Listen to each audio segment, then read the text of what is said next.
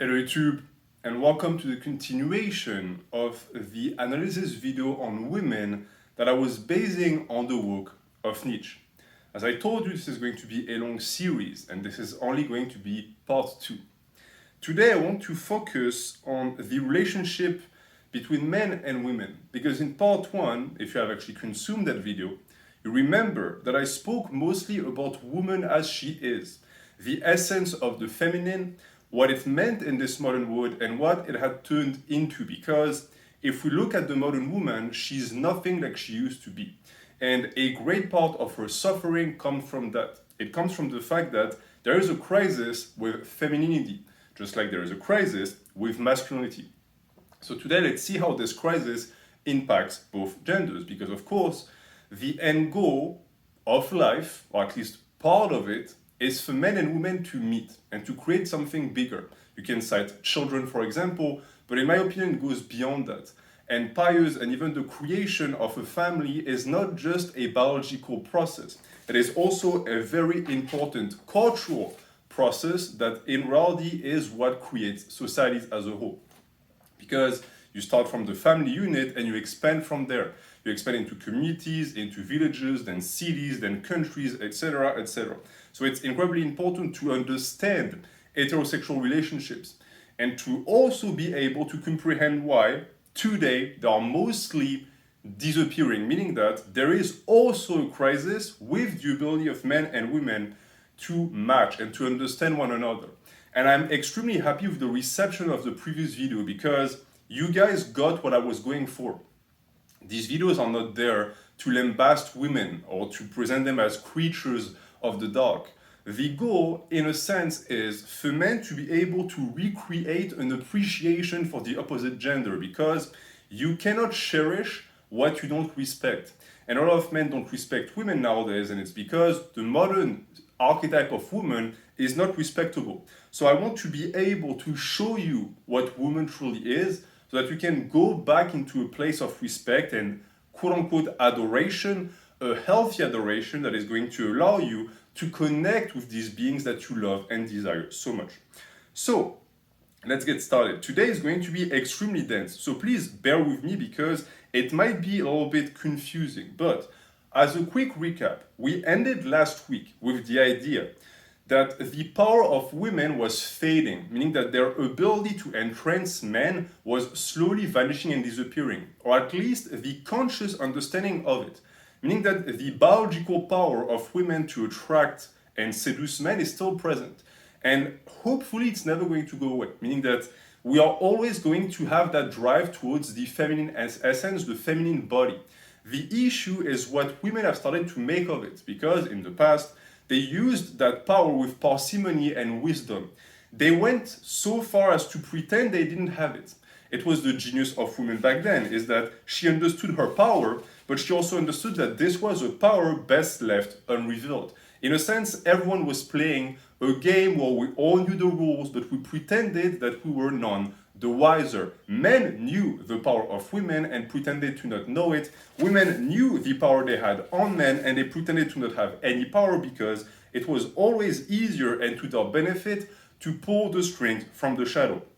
So in a sense, for a woman, mystery was of the essence because it allowed her to hide her true self. And the problem with modern women is that she's now exposed to the world and therefore that power, or at least the ability to hide that power, is disappearing. It's why you see nowadays expressions of femininity that I could only describe as toxic femininity, like for example, hypersexualizations or even the objectification of the female body by females themselves. You see that with like cam girls, for example, or Twitch streamers, all of these women that make a living with their body. But who is the person that pays them? It's always times and times again men, and these men are not getting anything in return. So in a sense, these women are using their power of seduction for evil. They're not doing that for creation's sake, they're doing that for resources. But you cannot blame them. They're doing that because that's what women have always done. Women have always used their ability to seduce men to get resources from us. But it used to be that you as a man got something in return. You got companionship, you got the ability to have children, a family, etc. Nowadays we get nothing. And we'll see that this imbalance between the gender creates a notion and a concept that's going to be very important for this video, which is heterofatalism. The idea that man and woman want to be together but simply cannot because there is something that's broken, something that disallows us from going further. And yet the cause remains. Men are still attracted to women. Women have still the ability to attract men, but that magic is not working anymore. It's why I said last time that the witches have traded their wands for knives. The question is, for how long will men put up with the fact that the witches have started to stab us instead of seducing us with spells? We are seeing that this disillusion nowadays is turning into a hatred of women that I want to combat with everything in my power because it is the death of love, of romance, etc., etc. Now, a big issue that we're going to face today, and something that I want you to actually take to heart and accept at face value, because I'm going to explain it later, is the idea that for this situation to occur, there must have been at some point an evolution, a cultural evolution that created a shift. Because women didn't just start to behave like this out of the blue. It's foolish to believe this, and I know many men believe this. They think that feminism popped out of nowhere, that women rebelled against men and started to detest us out of the blue. That is not true. The genders always cooperate. When something goes wrong with one, it's because something went wrong with the other one. And in this case, as I explained last time, the understanding of the situation is quite clear for anyone with eyes. What happened is that women were slowly convinced that their feminine power, the power that occurred only in the dark, in the shadows, was worth less than masculine power. And therefore, they were also convinced that trading theirs for ours was the good choice. And therefore, this power they had, this proxy power they had over men, was slowly replaced by the desire to hold it in their hands. A woman was not satisfied with having power over her husband who wielded the power. She didn't want to be the queen to a king. She wanted to become the king. And this is where all of the problems arose, because it's never the way women used to function. And here I'm going to connect it with a concept and notion that Nietzsche holds dear to his heart. He never himself stated it, but I think that it's fairly obvious if you actually look through the lines. And that is the idea of the aristocracy. If you followed, and we're going to go back to that concept at some point, to Nietzsche, there are, in a sense, two types of women. There are the plebeians and the aristocrats. And it's, of course, it's a gross misrepresentation of categories because it's not that simple. But one thing that determines these two categories in particular is the fact that the aristocrat has a detestation for work. Not in the sense that they don't understand that productivity is important, but that they always found a way to delegate and to have someone else do the work for them because they were superior. That is the principle of the aristocracy. If you think about it in these terms, and you remember what I said last time, I told you that women for the most part were extremely good at getting men to do their bidding without taking any risks. That is typically an aristocratic behavior. And that makes women the aristocratic gender, whereas men are the plebeian gender because we are much more laborious, much more industrious. This is a testimony to the power that women used to hold, a power that they gave up on.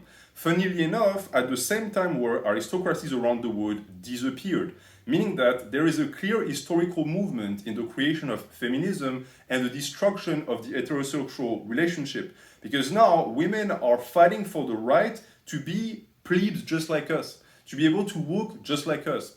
And this has created the problems that we see nowadays, where now the entirety of society, especially the workforce, is invaded, quote unquote, by the feminine essence, but it's also transforming it to a great extent. And this leads me to my main theory, a theory I've been holding for years and years, and that I'm going to expose to you today and slowly explain as we go through and as I continuously quote Nietzsche to actually support my main thesis. And that thesis is the following. The creation of feminism hinged entirely on the ability to convince women that living like men was superior, and then to create conditions that would allow for the environment to match that new desire. And this historical shift in particular occurred in two phases. The first one was the Industrial Revolution, and the second one was the big wars, so the First and the Second World Wars, where women were for the most part massively pushed into the workforce to replace men, and afterwards fought for the right to go back into the workforce to earn their own living, to have their own bank accounts, and to have their own freedom. This was, in my opinion, what really motivated feminism. It's my belief because I've always found it silly to believe that it's possible for a supra-minority, a minority that holds no political power or financial power, like women back then, to just magically operate on a level where they would manage to win their rights, as if people or society as a whole would give them rights for nothing. This is a typically moral reading of history, something that Nietzsche warns us against because it leads to a misinterpretation. What happened is the following.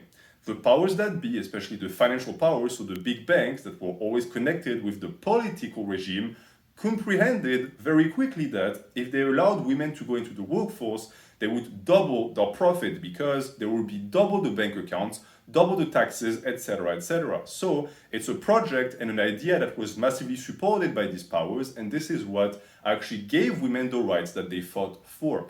If the system in place decided that women were to remain where they were, they would have stayed where they were because they did not have the power to actually fight in terms of military coup d'etat or even in terms of financial embargo. All of that was a myth and a fantasy. So this is, in my opinion, what really motivated feminism, which also goes to show that it was never to the benefit of women, it was never for the happiness of women. At no point did the banks that were calculating their future profit and their increase in capital think about what it would have actually done to a gender that never worked before, at least never on that level.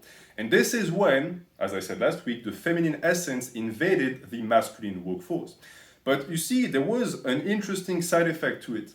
And that side effect was the feminization of the workforce, but most importantly, of the understanding of labor.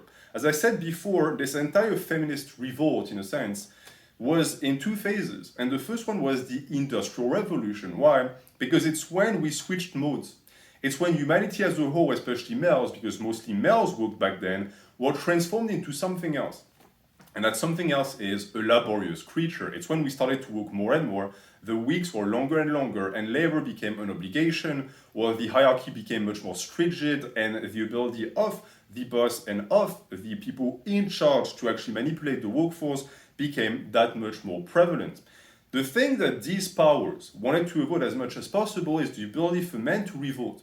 But if you look at the history of mankind, for the most part, it was fairly peaceful, meaning that there was no big revolt or there was no big attempt to actually reject that laborious system as long as men were the only one involved because, as I said, we're the laborious gender. So things that are incomprehensible nowadays, like for example, working in the mines for 12 hours a day, breathing in coal and then getting like lung cancer or coal lungs and coughing your lungs out when you're 45, that stuff was pretty basic back then.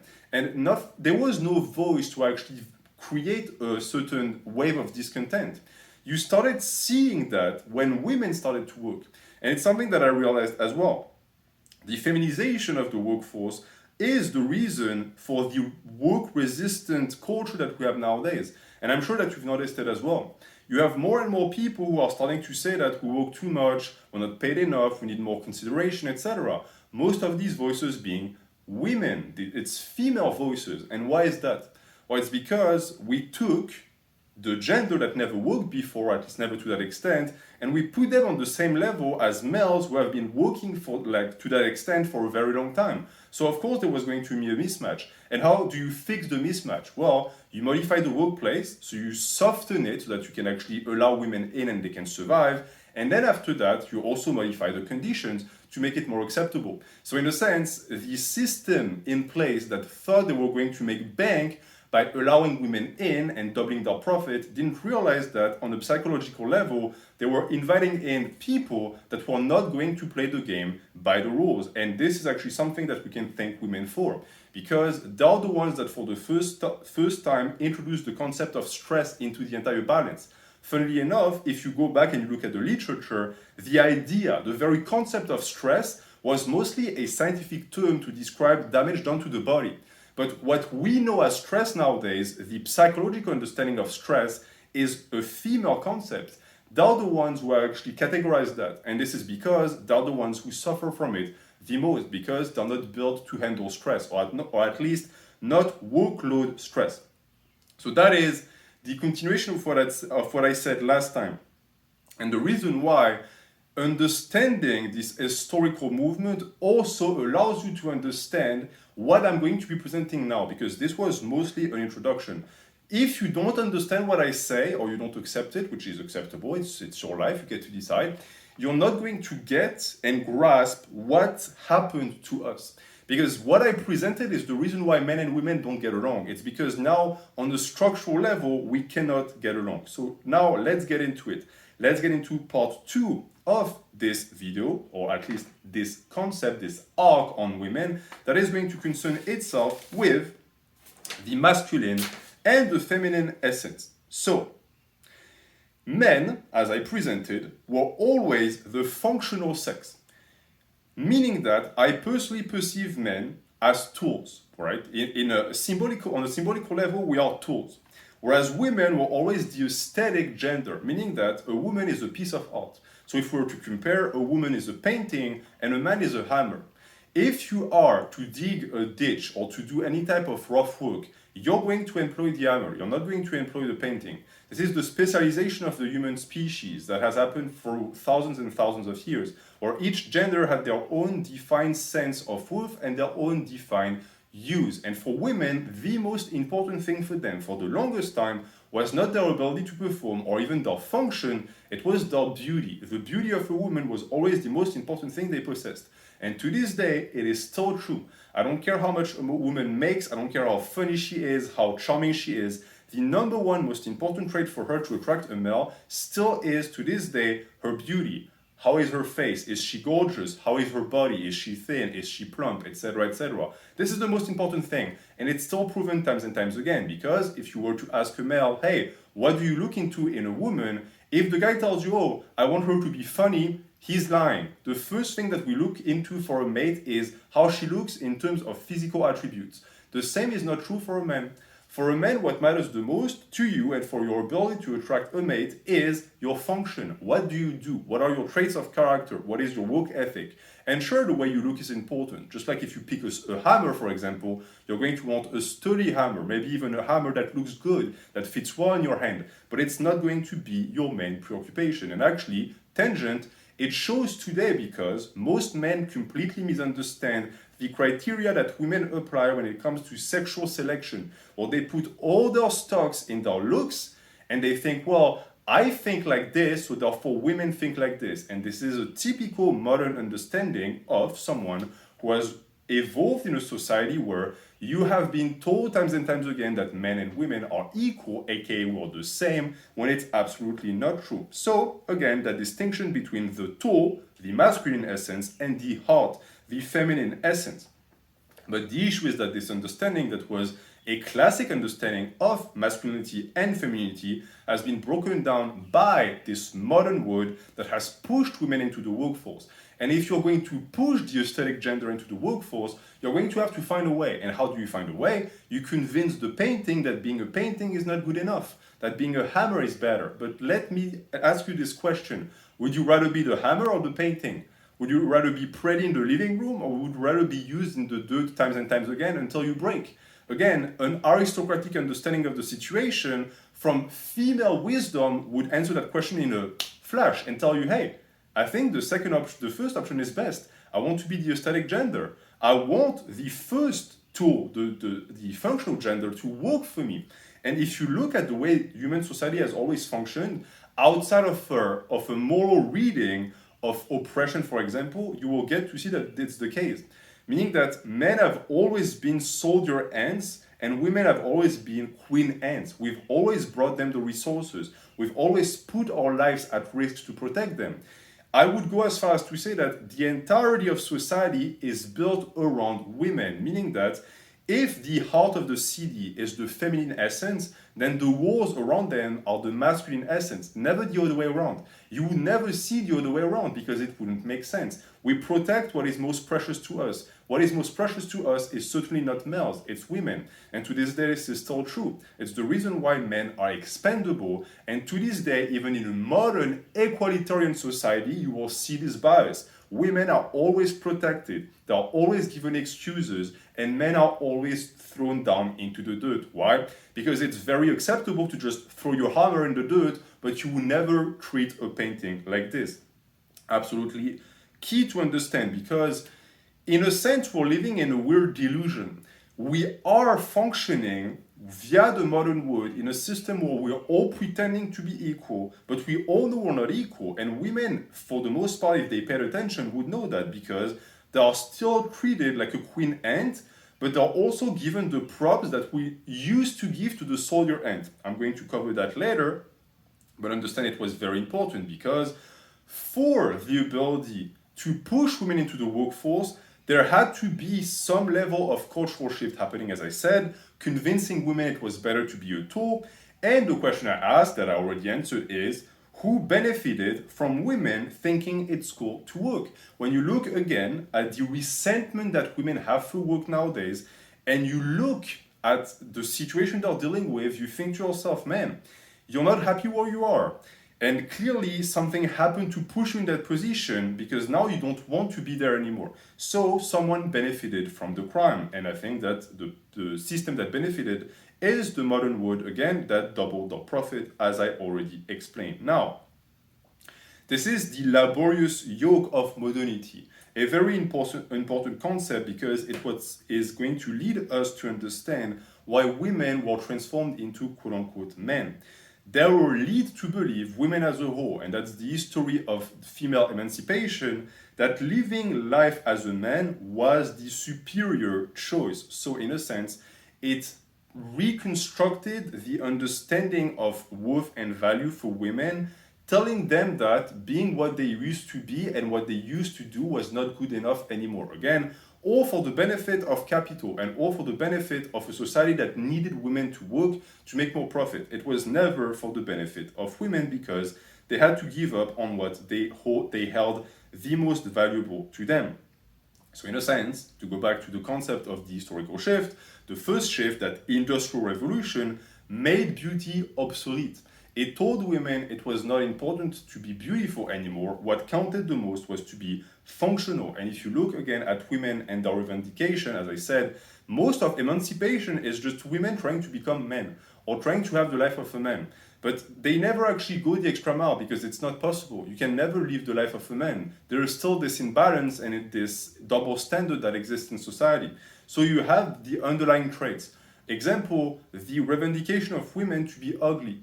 Women now clamor for the right to be ugly. You see that with women who don't want to shave and who present it as like a naturalistic thing. It's not about nature. It's about being as disgusting as possible. It's rejecting their past nature as the aesthetic gender. The sad truth is that the women who actually follow these diktats of beauty, these new diktats of beauty, don't understand why they're doing it. And that is because, as Nietzsche would say, one may say that woman would not have the genius for adornment if she didn't have the instinct for the secondary role. Now, we get into again the nature of women, and the reason why it was so key to convince women that this secondary role they used to espouse was not good anymore. Because nowadays, if you say that to someone, they'll immediately translate that into submissiveness. But the issue is that submissiveness, at least back in the days, as I explained in part 1, was not a bad thing, because they were only submissive on the surface, meaning that in truth they held the power. But nowadays it's something that is deeply decried. And the problem is that for a woman to exist and to fulfill her role, her biological role as a woman, she must be submissive. At least again in the modern understanding, meaning what? She's not going to earn her own money. Why? She's pregnant or she's raising kids. So she needs a man to work for her.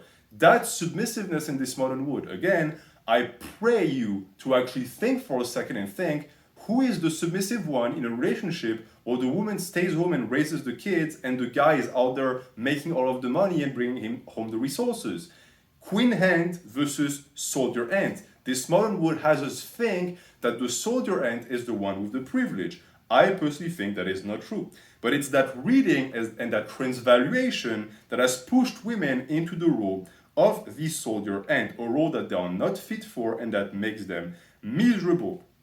And this is what, in a sense, also gave birth to this effeminized female gender that we see nowadays. Whereas, back in the days, this embracing, in a sense, of submissiveness gave birth to the superiorly refined female perception in all things, something that came to pass as women revendicated their right to ugliness, as I already explained. So, women spent thousands of years refining their place in society, understanding how to play their cards best, all for modern women to just give up on that entirely because she has been sold this weird idea of freedom, an idea that she now is starting to realize is a farce. It was never true in the first place.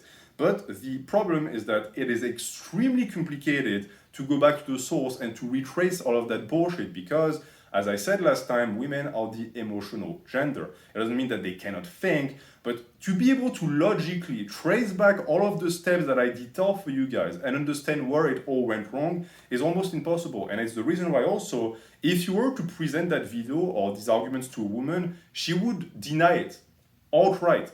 Not because it's not true, but because it makes her feel iffy. She doesn't like to hear all of that because no one likes to hear that you have been betrayed. But that is the truth.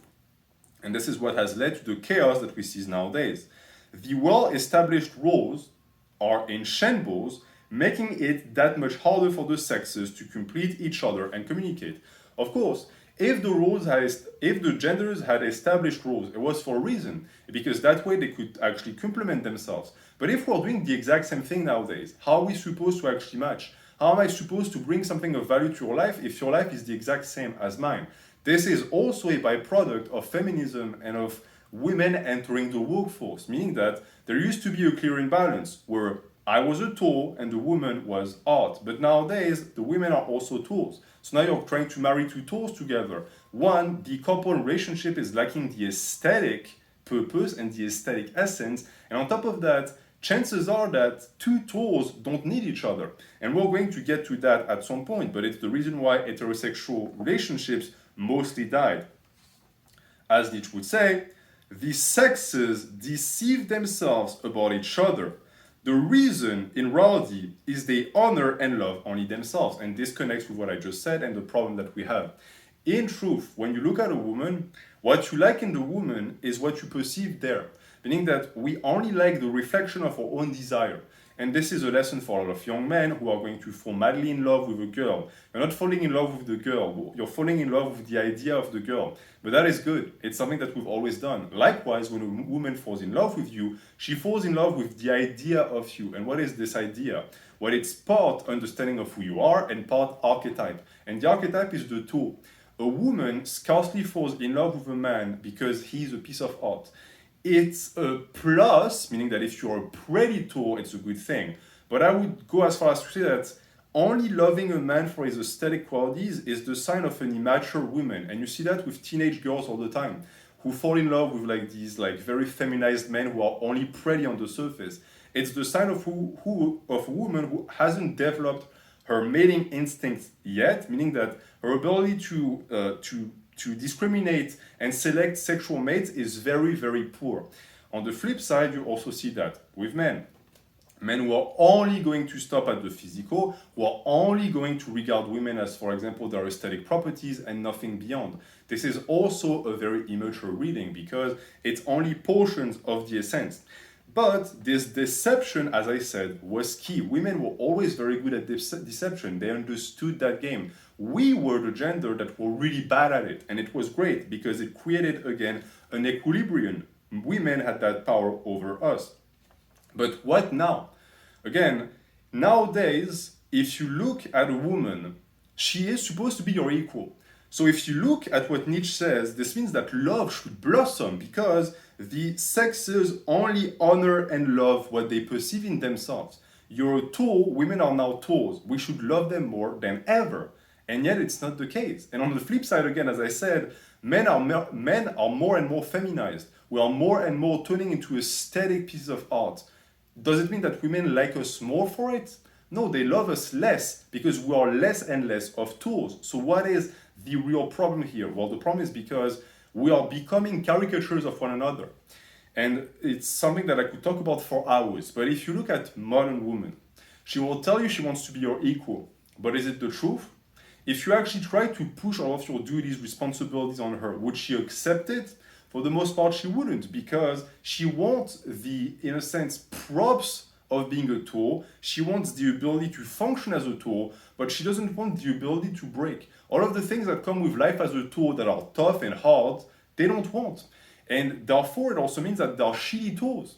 And I say that with a lot of love in my heart. I have nothing against women, but it's also the reason why when we men look at women nowadays, we cannot see in that anything respectable. And it's why I understand why young men are starting to slowly develop a resentment towards women, is because we are told to play along in a farce that we see through immediately, but if we refuse to play it, we're deemed sexist. And the issue is that this is the death of love, because it's also the other way around, as we're going to see. Since, according to Nietzsche, all of that I presented should make this modern world the perfect love utopia, because the border between the genders is now blurred and women are more like men than ever, which should result in perfect compatibility, and yet it doesn't. And that is for a few reasons that I'm going to explain now.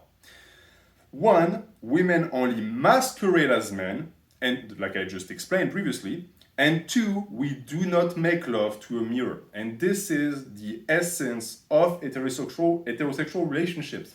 We loved women because they weren't tools. Women loved us because we were tools. Blurring that line in the middle has killed romance, because, again, it's not that we only can love what is like us.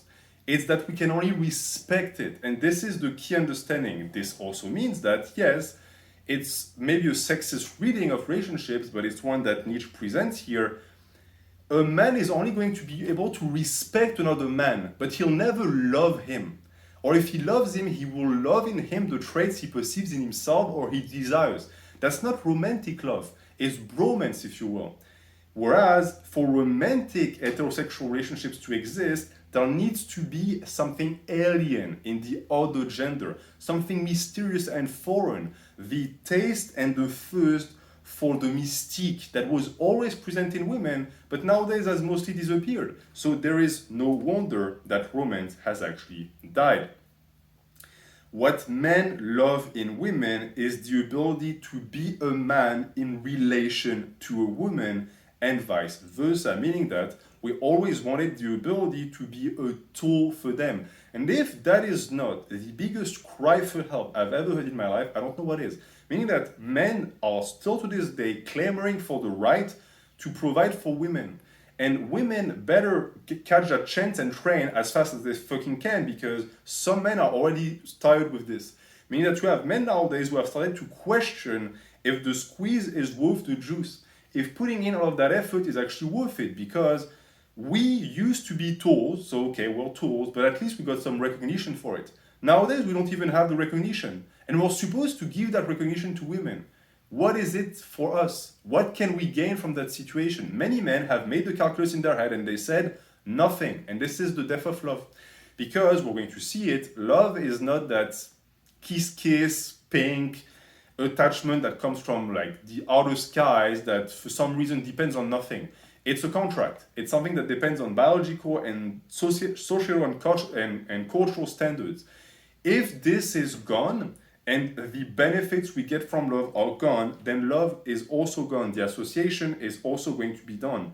And because nowadays we cannot exist as a man in relation to a woman because we're supposed to do the same thing, then this magical spark is gone.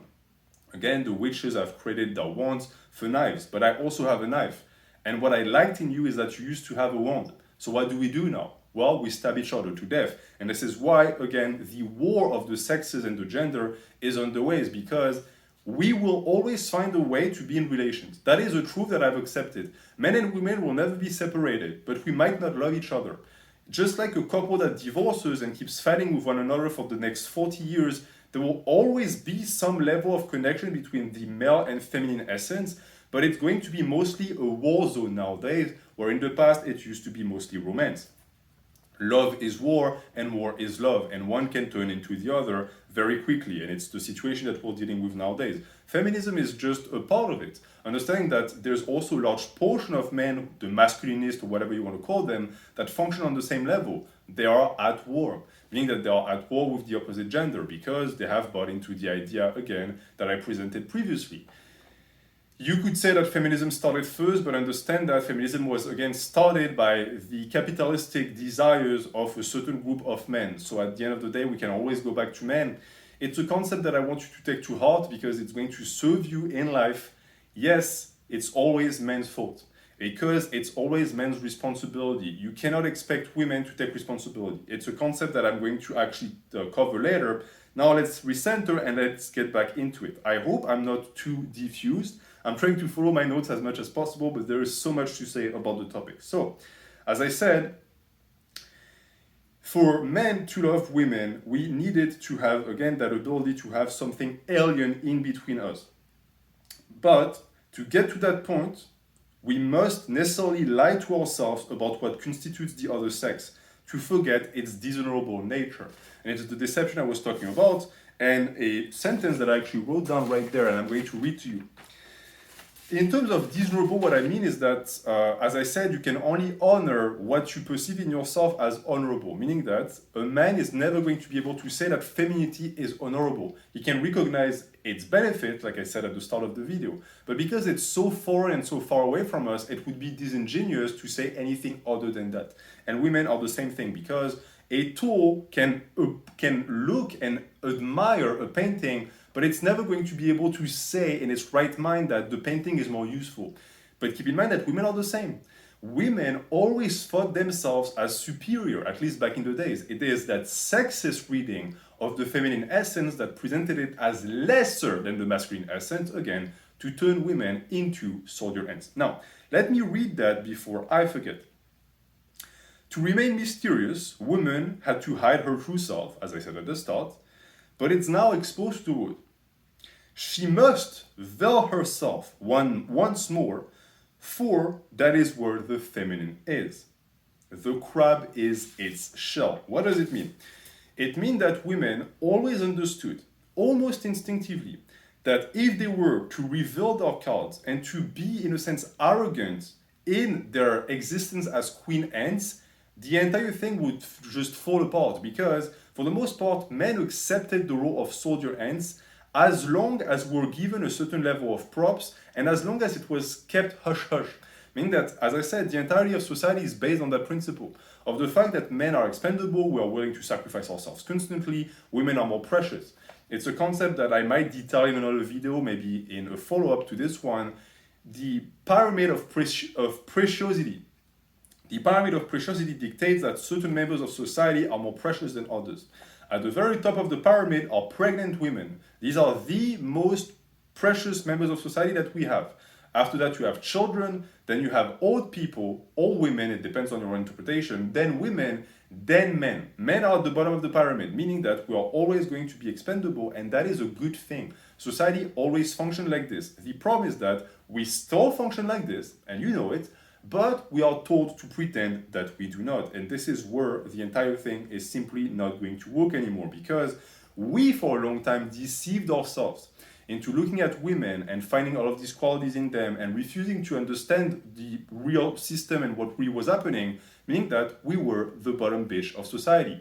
Unless what you can hear nowadays, where people apparently put men at the top of the pyramid, it's only if you have a freedom-oriented reading of privileges. Yes, men have the most freedom, but as I said in the past, it's a freedom to jump and die. We have no safety net. We are the soldiers. Yes, soldiers have a ton. We are the warriors. We have a ton of privileges associated with our status as warriors. Like, for example, the privilege to fight and die for women. A privilege that nowadays they say they want, but they don't really want. Because for the most part, what they're interested in is the beneficial things and not the actual duties that come with it. It's the reason why, for the most part, if you look at feminism, you will hear about women's rights and never women's duties or women's responsibilities, even though rights always come correlated with duties. It's a very important point to make because it participates in this entire destruction of femininity, and the reason why men nowadays look at the feminine essence with suspicion, when in the past we looked at it with adoration in the face of mystery. We sensed that there was something nebulous and even a little bit sinister there. We understood that in a sense we were the ant walking into the spider trap, but we enjoyed it a tiny bit. Nowadays, what is it to enjoy? We're walking into the trap, there's no benefit, it's not seductive anymore, the spider is not treating us properly, and we're still going to be devoured. What is for us to gain? Well, most people will tell you nothing, but you will get to see and understand that it's the same for women. Now, let me get back to my line if I can actually find it. We're going to continue with a quotation by Nietzsche. What is done out of love always takes place beyond good and evil. This connects with what I just said. If you are to try and have a moral understanding of love and relationships, you are going to misinterpret it times and times again. Look at what I just said. If you look at it from a moral standpoint, you would think it makes no sense. Why would men willingly associate with women knowing what we have to sacrifice? And that is because we didn't know what we had to sacrifice, and on top of that, it was worth it. It was seen as worth it. A consumerist, a materialistic reading of relationships nowadays, that is based entirely on science and reason, makes the same calculus but comes out with a different solution and a different answer. And that answer is that it's not worth it. So, it was always very important that love always exists beyond good and evil, because any moral reading of romance is anachronical and dangerous. As I said, all is fair in love and war, because these two activities are the most primal expressions of our biological nature. Now, it's too cultural, and I think it's the problem that we have nowadays. If you look, for example, it's a point that I like to make about all of these videos, and these ones are in a sense also included in that, of men who are going to tell you exactly what women like. You get to understand that something went wrong, because this should have been kept a secret. It was part of the mystery. Nowadays, men study women like you would study a science book, like you would study an animal, and you would look at all of their vertebrae and their blood types and what they eat. Understand that this is part of the de-romanticization of the feminine essence. You know too much about them now. And because you know so much about them, you can't love them anymore. Because, again, woman for what she is despicable, just like man for what she is. And this also is the reason why I try as much as possible to keep the feminine essence veiled in mystery, and why, as I said at the start, I encourage women to veil themselves in mystery once again, because for the most part, it was what was protecting their charms and seduction, which are very important traits for women to possess. Now, this part is key, because if we look at moral readings of love, we come to understand that, for the most part, the transvaluation and the degradation of heterosexual relationships also came through that. It wasn't just because of the cultural and historical shift. It also was because our very understanding of love shifted, and it was not anything good for us. We injected love with morals, and you can impute that with religion, meaning that religions were the first one to try to have a moral understanding of love, something that wasn't just based on instinct and biology. As Nietzsche would say, Christianity gave Eros poison to drink. He didn't die, but became vice. Now, things that were seen as natural, that the genders always engaged in, were seen through a different lens, a lens that I presented in this video. All of these guys, again, that are going to look at it and say, well, clearly, there's nothing good for me in actually trying to pursue a woman. That is because you have a moral reading of the situation. You are woke. Your eyes are open. Love requires you to be blind. It's the reason why we say love is blind. You need your blindfold, because if you don't have the blindfold, you're not going to want to follow the creature. You thought you were following an angel. You're not following an angel, you're following a demon. That's what women are. But it's that blindness that allowed that demon to reveal itself for what it was, which was something beyond good and evil, because women are not black and white. They are in the middle, just like men. And this leads also, as I said, to a modification of the order of things, because in order to regulate and structure reproductive pairings, societies had to repress parts of our true impulses. It's what I said, we moved from the biological to the moral. But this process went too far. We are the end result of that, meaning that it was a good idea to codify love and to, in a sense, romanticize love, because love is nothing romantic at all. Romance is part of love, but it's sort of fixated itself onto love. Love as it is, in its based state, is not romantic at all. Most of the things we call romantic nowadays are mostly materialistic expressions, or they're just ancient biological reflexes. So these things were all again put in place to structure something that needed structure, but now the structure has taken over, and it has, in a sense, completely covered what it was supposed to structure. It's like if you had a building and the building is falling apart, so you're trying to construct a structure around it that is going to keep it from falling apart, but now it's completely surrounded by it and you cannot see the structure anymore. So the structure has disappeared under its own creation, in a sense. And it's actually not just reserved for love, because you will find that most of these primal expressions of our biological nature, the second you inject more into it, they either disappear or they become so confusing that you can't readily recognize them anymore. Like another example I have, for example, is war. War, for example, is something that was always a biological instinct. The instinct to expand your domain, to fight other nations, etc. Nowadays, look at the way we wage war. We have all of these rules and regulations, but do you ever stop and think that it's stupid? Why are we having rules for war? Aren't we supposed to just kill one another? Why are we trying to install rules for that? It's so anachronical and it's so idiotic. Love is a little bit like this too, meaning that if you look at love and you see all of these complexities attached to it, you think to yourself, man, I wonder what it used to be back then, and I also wonder why we need all of that. Well, as I said, we needed all of that because, just like war and its base state, it's too destructive. If you let love run rampant on a biological level, you're not going to end up with anything prolific, and you also cannot build stable societies. So it was needed. I'm not going to deny that it wasn't needed, but modernity, as always, went too far. And now, relationships nowadays are mostly understood as social bonds, meaning that the spirituality attached to it, what defined love, is mostly gone.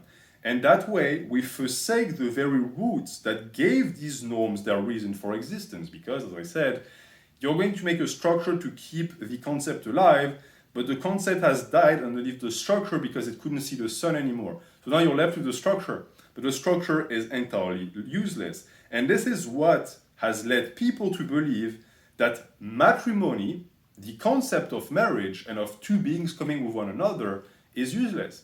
Look at the amount of people nowadays who complain about marriage and say it's stupid. What do they really complain about?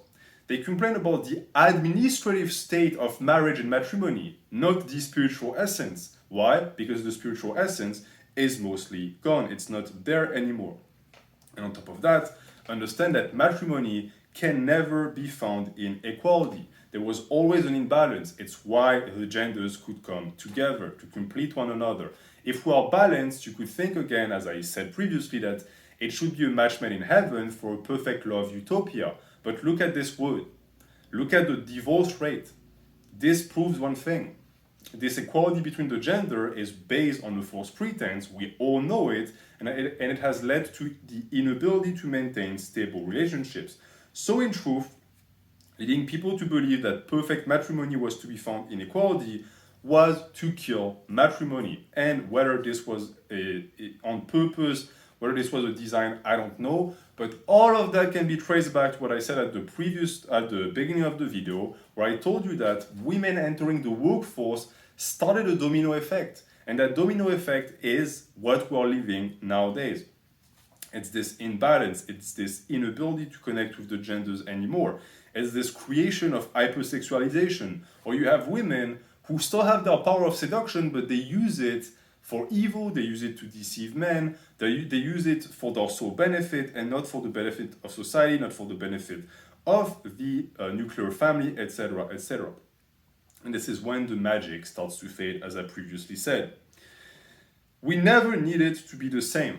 In truth, men and women, it was never needed. Equality, as I said, and I'm repeating myself, but it's a point that I think is so key because I rarely hear it brought up, and it's so important to understand. Equality was a scam put in place to lure women into the workplace by telling them that if they wanted to emancipate themselves, they needed to become men. Now they're finding out that it wasn't true. But on top of that, we didn't even really need to understand one another. It's what I said previously. It's why I say also that you have to be careful. Let women retain a portion of their mystery. Don't try to peer through the veil. Let them be what they were always supposed to be, which is art. Art is not to be fully understood. If you fully understand a piece of art, you are, in a sense, misguiding yourself.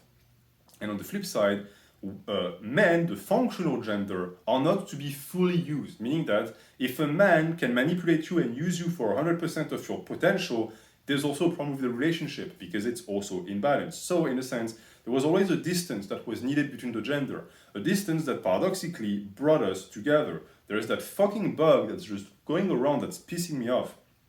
I hope it's not too annoying for you guys on the audio. Now, in truth, we just needed to remain what the other sex required. So we needed to remain either tools or art pieces, which for the most part translates into what we believe it does. Now, what does it mean?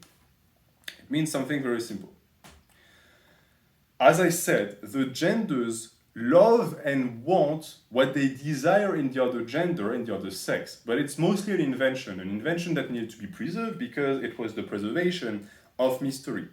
In this case, this means that for the most part, we want in the other gender what we think they want. Okay, so if you look at sexual selection, for example, and you look at men, you're going to develop a certain type of traits, right, or attributes, because you want a woman.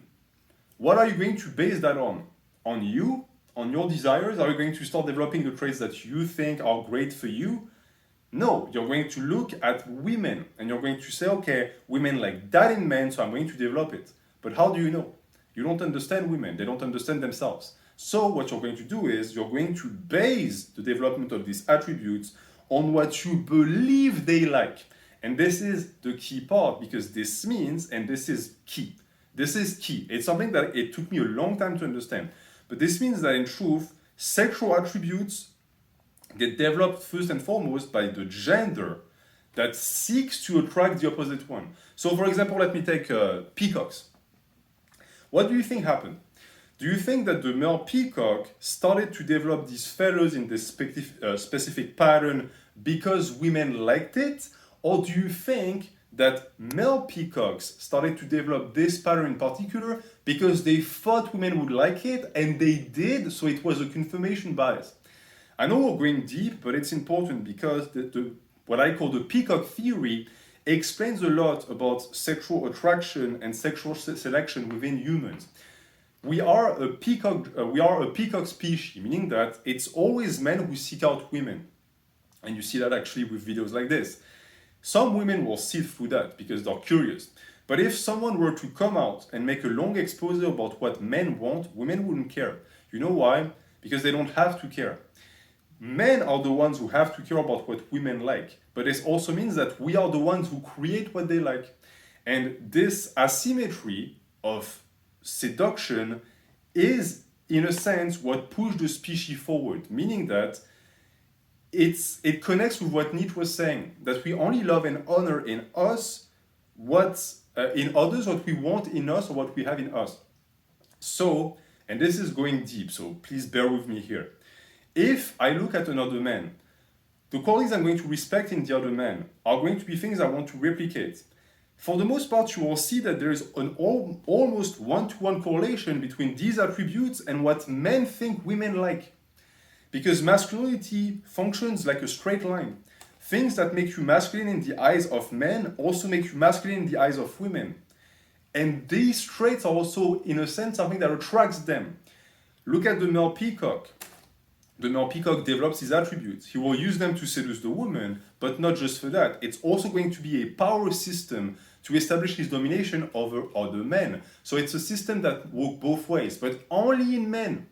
Only in men, because women don't function like this. Why? Women never ask themselves, what do men like?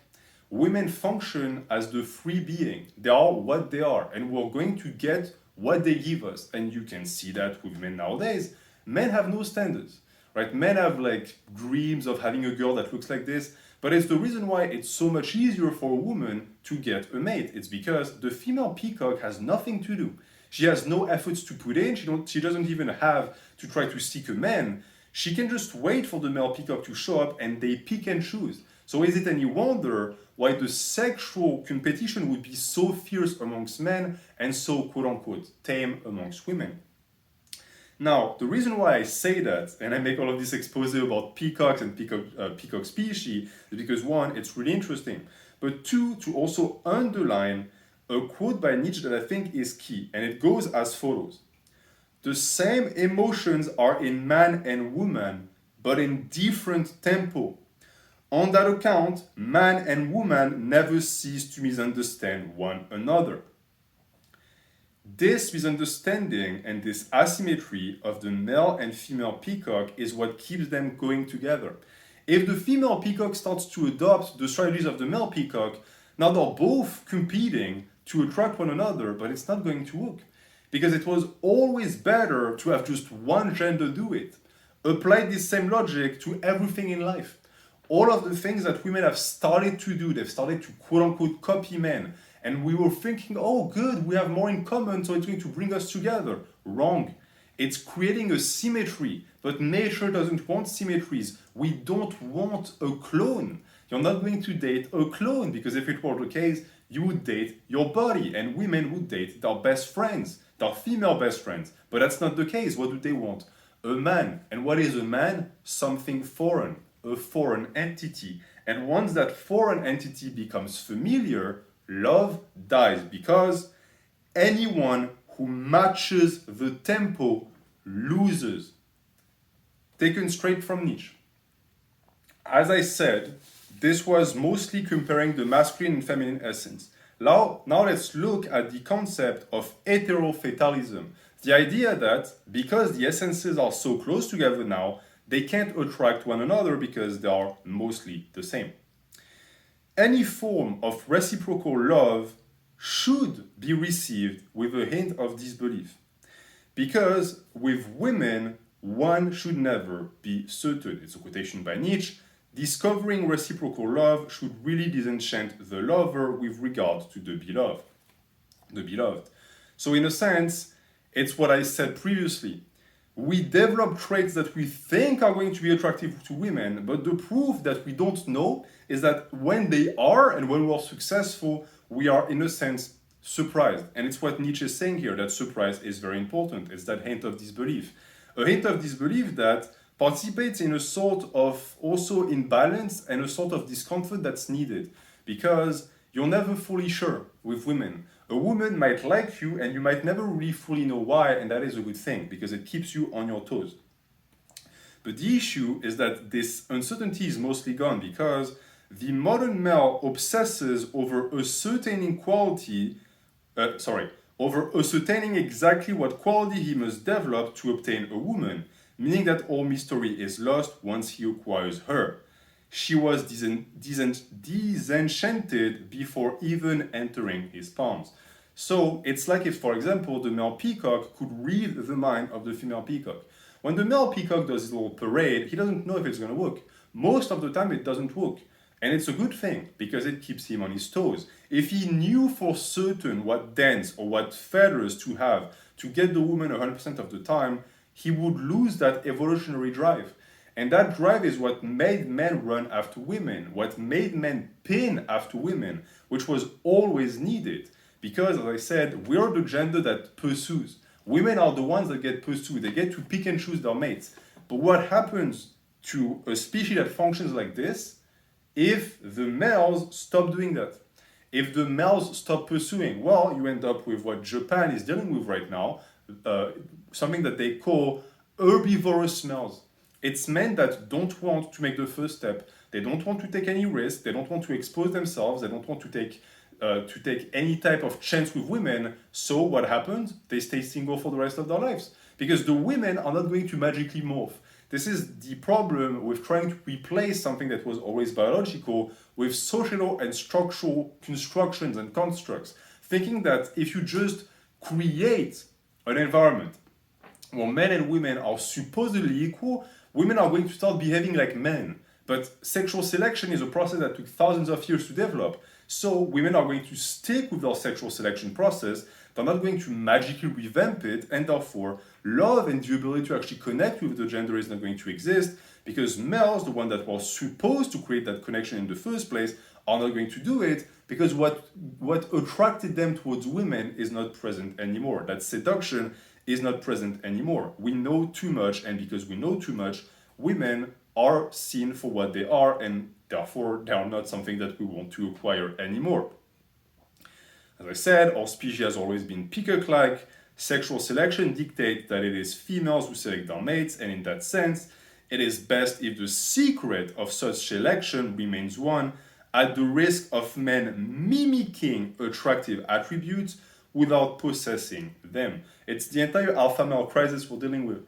If you ever wondered why this entire thing is, it's men who look at a guy and say, okay, he's an alpha. But what does he's an alpha mean? It means he attracts women. So what do these guys do? They copy the exact same visual stimulus that can be replicated directly by looking at the alpha. Does it make a difference? No. Why? Because it's a typical example of males trying to function as aesthetic beings, as pieces of art. You see a painting, you see a man, and you think, okay, if I just copy that painting to a T, I'm going to be just as attractive to women. But what you don't understand is that the attractive trait of this alpha male that you're looking at is his function, because men are tools. And this is the problem when the secret of sexual selection is revealed. Look again at all of these red pill videos and red pill channels that reveal the secret about women. And for the most part, it's basic shit like shave your beard and wear perfume. Do you think that the complexity of the feminine essence can be summed up in these words? This is deeply sexist because women have developed something much more complex. Their sexual selection is beautiful, but I do agree that nowadays it's completely out of whack.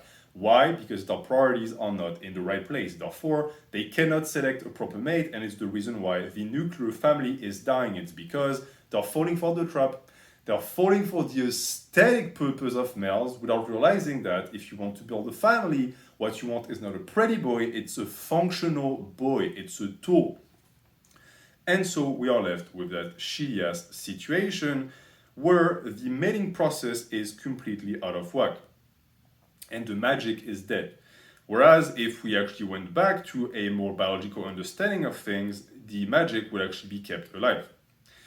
By way of consequences, this means that men must be disappointed in women as the object of our desires will always eclipse the genuine item. A trick of the senses that, if done away with, gives birth to heterofatalism. So, nowadays what we deal with is men who are disappointed in women before they even grasp them, because, again, the nature of women was revealed. Back in the days, you would be disappointed in women after you got the woman, but this disappointment was replaced by joy because you would realize that the desire you had for that item is replaced by something deeper. Let me explain.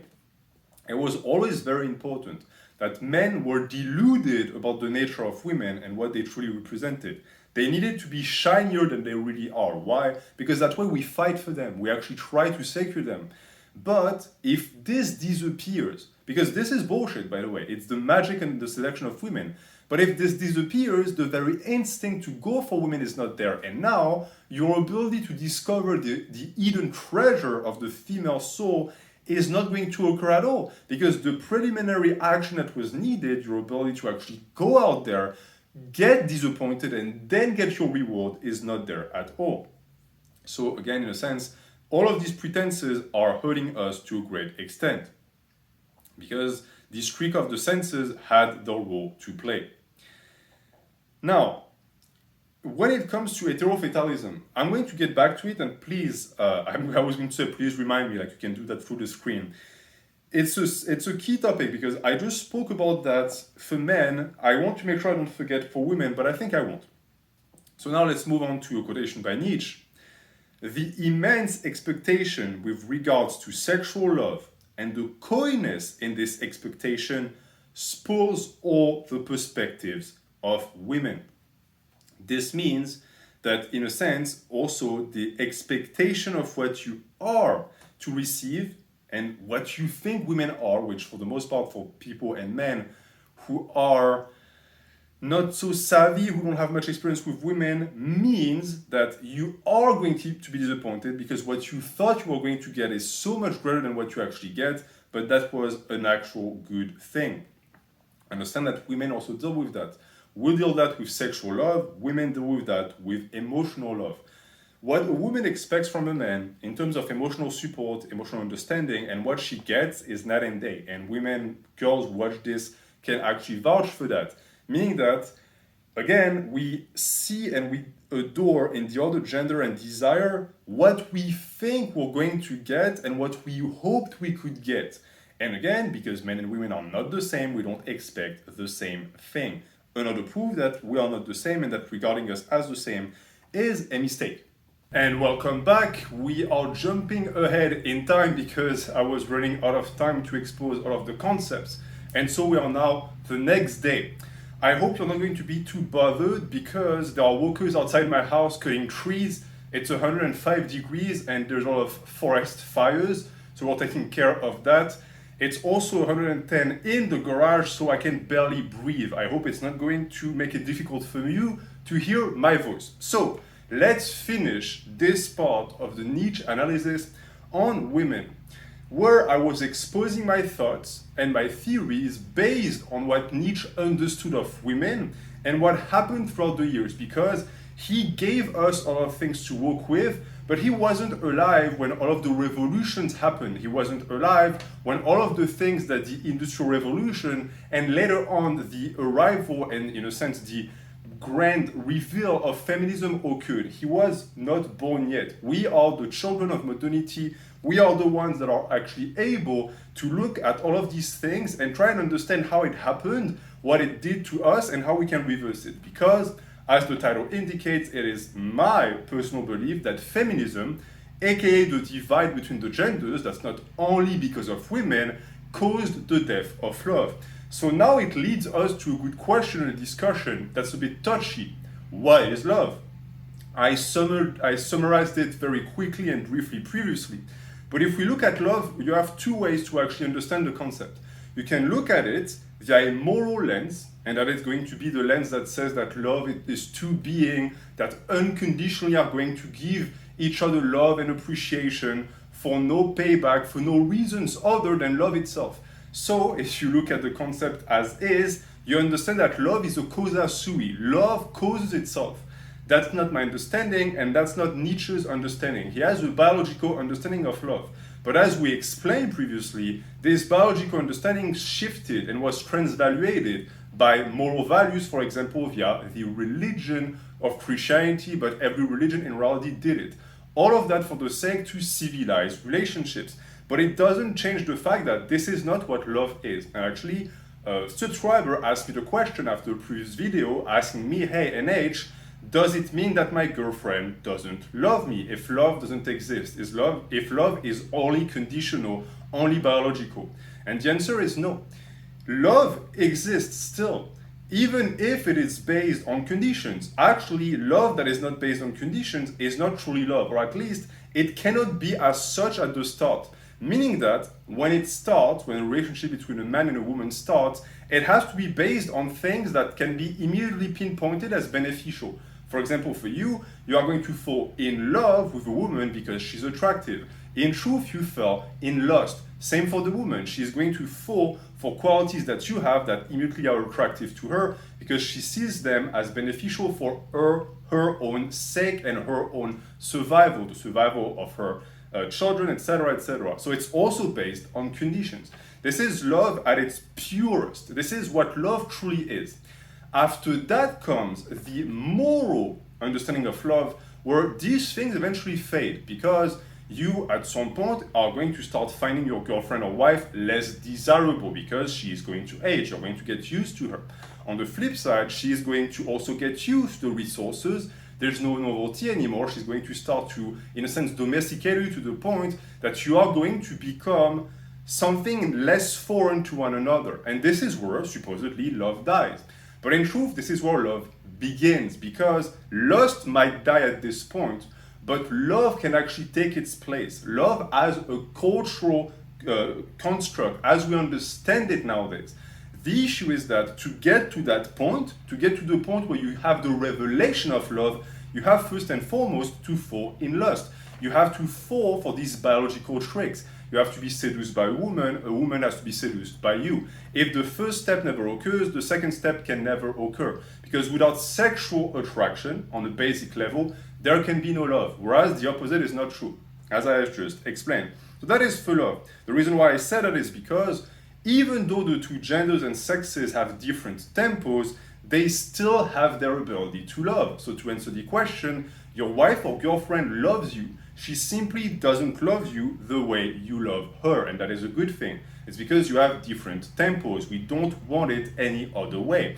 And the good thing is that this love is, yes, based on conditions, but your love is also based on conditions, because if your girlfriend was disfigured tomorrow, chances are your love for her would disappear. And if it doesn't, it means that you both got to a point in the relationship where you managed to surpass lust, and you have now entered, in a sense, the moral stage of love.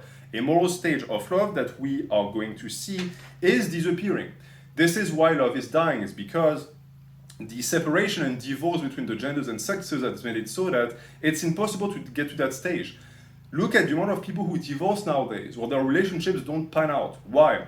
It's because they never get to that point. They are never able to get to that point because their love always remains immature. It remains a teenager's love. It remains only conditional. And therefore, it is also doomed to fail, because at some point you have to surpass these conditions. So that was for, again, the concept of love that is so important. Now, to recenter and to, again, use a quotation by Nietzsche to segue into a different point, one that is still connected with love. One loves ultimately one's desires, not the thing desired. We spoke about that previously with the peacock analogy. It's the same here. It's what I already described here. It's a constant game of projection.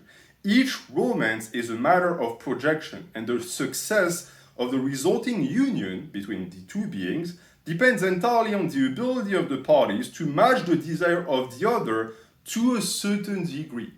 Meaning that what a woman is going to seek in you, you need to possess, or else she won't be attracted to you, and you need to give to her moderately, because if you give too much, now you spoil her and now you destroy the relationship. Likewise, what you seek in a woman, let's say sex or affection, if she gives to you too much in too high of a quantity with no conditions, there's no balance anymore. It's the balancing act that makes love, not the balance. There is a very important difference. Balance is the death of love, and that's mostly because of women, by the way. I've already expressed that theory. Women are creatures of action. They like resistance. It doesn't mean that they're necessarily the ones to create or to be the actors of change, but they are the motivators of change. I explained to you that in my opinion, that's the way societies are built.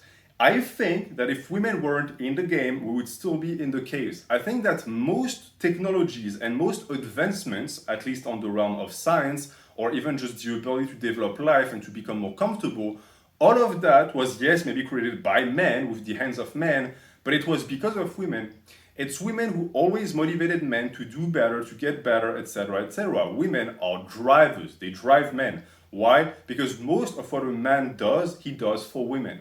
And it's an uncomfortable truth for us now, modern men, because for the most part, we would like to believe that we are free. We would like to believe that our desires are our own. But for the most part, all of the things you do, like for example, lifting or wanting to get a better job, a better car, etc., all of these are markers. They are markers of success that serve what? To boost your value on the sexual market. To do what? To go buy lobsters?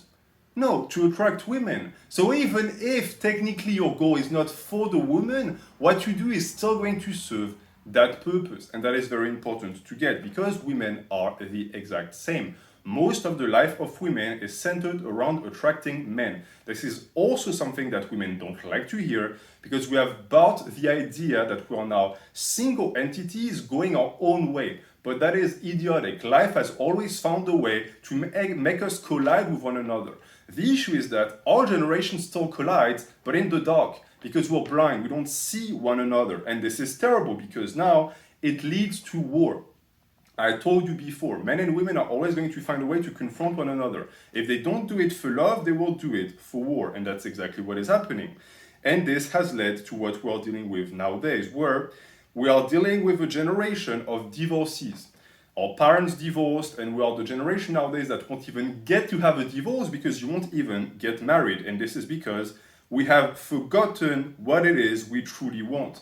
And beings, humans that forget what it is they truly want and are blind to their own desires are never, ever able to achieve them, but most importantly, never able to create a whole.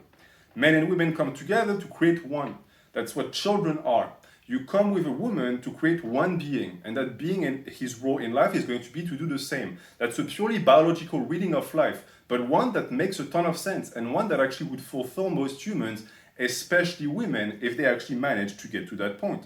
But you can't get to that point because you cannot get a woman, and this is the problem. Now, I don't want to present it as, in a sense, an exposé or un portrait à charge, as we say in French, just seeking to point the finger at women.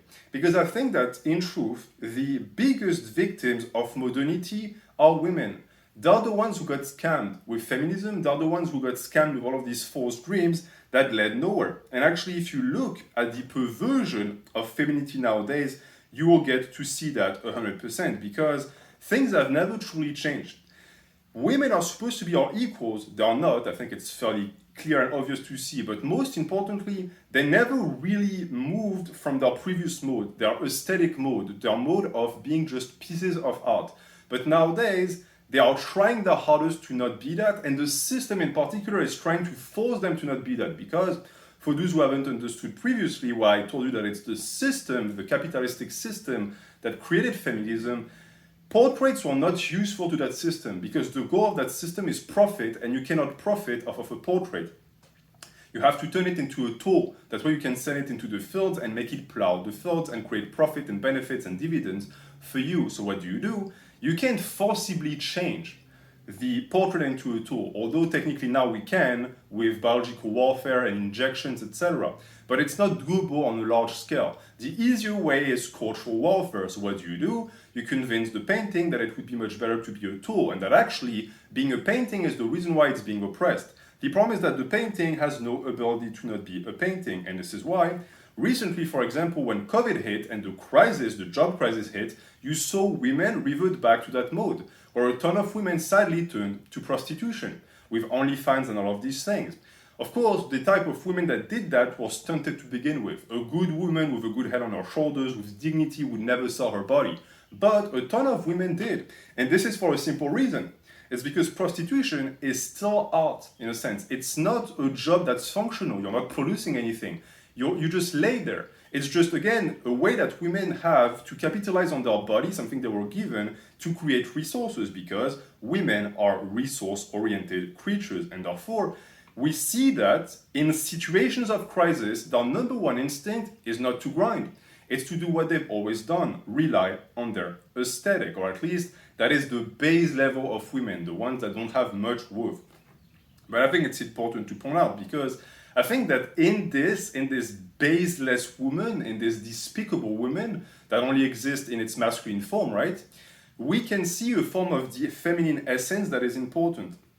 And that is that if women are tools, there are only one type of tools, and that is a tool of lust. They can only be functional if they can trigger lust in men. And that is when the men provide the resource to the women. So this is the only way women get to not be a tool, not be belonging to a man as a piece of art, and still get resources, which is incredibly vicious and paradoxical if you think about it, because at the end of the day, you still depend on a man. And it's the reason why I believe that this entire feminism thing, especially the movement that pushed a ton of women into the workforce, was a scam. Because if you think about it, woman wanted to be emancipated from her husband. She wanted freedom. But where did she land afterwards? In which arms? In the arms of a boss, of a big company. And therefore, she's still subjected to that. What does she get in exchange for her work? Resources. The resources that she still got from the husband. So what changed exactly? Well, I guess the freedom to choose the husband, to choose the company. But even that is not enough for women, because as we have seen again, they don't like it. They complain about that. The feminine essence in the workforce is the essence of whining, of complaining, which can be a good thing because it led to tremendous changes. But it also is a sign, and that sign is that they were never meant to actually fulfill that role for the vast majority of the time. It is not something that fits them because of their nature. And this is why I firmly believe that if we look at these signs, we can say with certainty that capitalism perverted seduction. Because now you have women who get what they want, resources, without depending on the man. The problem is that it still doesn't make them happy because they're still depending on something, and now they have to put in the work, something they never wanted to do. And therefore, this means that the natural process was corrupted. It's why I cited prostitution and why I wanted to talk to you about love and lust at the start. If you look at prostitution, that's exactly what it is. Who benefits from prostitution? In terms of resources, it's women. But in terms of interactions, it's men. It's men who pay for prostitutions. This business is being upheld by men. It's why I told you that just blaming women is stupid. Men are just as culpable as women. We are the ones that have allowed the entire system to shift. I firmly believe that, and we're going to get back to that. Men were the cause of feminism. As I said, this is going to be something we're going to touch upon again. But all of that is what has led to this hypersexualization we see nowadays. If you ever wondered why this could have occurred, it's very simple. Back in the days, sex and sensuality and seduction is something that a woman would reserve for a specific man that she would use her charms on to then have a provider and a protector. Just one. More wasn't needed. But nowadays, with social media, for example, women have the ability to broadcast that charm and get resources from a multiplicity of men. And this is what has led to hypersexualization. A lot of women nowadays want the resources. That instinct is still ingrained in them. And they also have perfectly believed and understood that if they use their charms, aka their body, for example, they will be able to get those resources. But the problem is that they failed to understand that sex was the end goal. It used to be that sex was to lock the relationship in place. The man had to work for sex, and that was very important because sex was something that again brought the two together. It created a union. It was something sacred. Nowadays, sex is not sacred. Do you ask why? The answer is right there. It's because it has been revamped. Nowadays, it's not something that women use to lock a relationship in place. It's something that they use to open it with. Meaning that, and this is also highly sexist, a sexism that is practiced actively by women, because women have been told that being a piece of heart is not enough, that they have to be functional, they have to be tools, they behave like tools, aka whores. So a ton of women have started to believe that to be accepted and to be of worth, they have to be sexual beings out the open, outright, without making anyone work for it, because it's what gets them immediate attention, it's what gets them immediate resources in most cases, and therefore it's what they're going to gravitate towards. And because men nowadays are weak and were easily corrupted by this type of strategies, it works, and because women work off of feedback for the most part, they're not going to stop. If no man gave attention to women who just happily galvanized themselves in this fashion, this entire loop would stop, but it's not going to stop anytime soon because hypersexualization is being fueled by men. And it's something that Nietzsche wanted to warn us against when he said that sensuality often forces the growth of love too much, so that its root remains weak and is easily torn up. Remember what I told you about love and lust. If you feed a man sex out the open, you are going to destroy an ability in him to develop love. Why? Because you're giving him what he wants and desires most outright without him having to work for it, and therefore it saddens and it soils the image of women in the eyes of men. It is an important key aspect to understand for any young men out there who might be watching porn or watching cam girls or women who reveal themselves constantly. What you are doing is you are destroying your own ability to understand romance and to eventually fall in love because you are becoming a lustful creature. The thing is that you did not need that to be a lustful creature. Your biology makes you that. Culturally, via the media, you're reinforcing that trait. And therefore, you are severing the roots of love within your own heart. The roots of love, again, that if forced to grow via lust, remain weak and are easily torn up. Look at modern relationships. People who have sex on the first date, who do unspeakable things on the first date, they last 2 weeks. Why? Because the relationship wasn't stable, because it didn't start properly.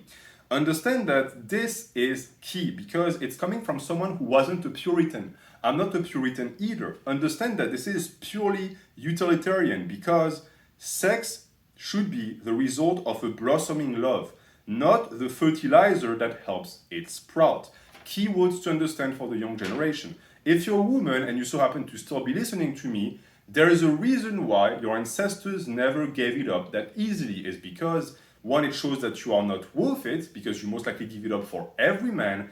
And two, it also shows that you don't have an ability to control yourself or to control the man using your charms. You are, again, just going all in out the open when you have the winning cards in hand. Or if you don't, you should bluff your way in. Why do you do that? Well, you do that because feminism, paradoxically, has destroyed confidence. Women are not confident anymore. They are the least confident they've ever been, and therefore they try to make up for it with whatever they can find. Since you cannot get the attention or affection of a man by being yourself, and you've been told that you're not enough just yourself, you rely entirely on your body. And men, of course, eat it up because they are just naturally and biologically inclined towards that, but it never results in anything solid. Again, this isn't Puritanism, but evolutionary utilitarianism. Women always benefited from withholding intimacy as a tool to ensure faithfulness in males, to test the males with the thing they desired the most. Their roles as guardians of evolution also doubles as guardians of intercourse because women are the ones, or at least used to be the ones, that decided when they had sex. And again, talk about a power. Whoever controls sexual intercourses controls the world because you control men. If you can control a man's sex drive and you can decide when and where he gets to actually fulfill it, you control the world. But nowadays, women have given up on that, or they doubled down on it and now they went to the dark side and they only rely on it. Again, look at all of these women that make bank on social media by manipulating the libido of men. Are they doing that to create a family, to create something stable? No, they do that in a purely materialistic sense. Capitalism, again, has won. Capitalism has managed to transform the body of women into a money-making machine. It is the great consumerism and materialistic dream. Again, answer me this. Who is the feminist in this equation? The one that says that the body of a woman is a temple, sacred and pure and should not be defiled? Or the one that says that it's just another piece of meat that can be slapped on the street and sold for $50? Modernity is what thinks this. But sadly, this mindset is widespread nowadays, where you have women and feminists, for example, who have made a case for prostitution saying that it was a feminist cause. How exactly? Well, you can't answer that question for a simple reason. It's because it's stupid.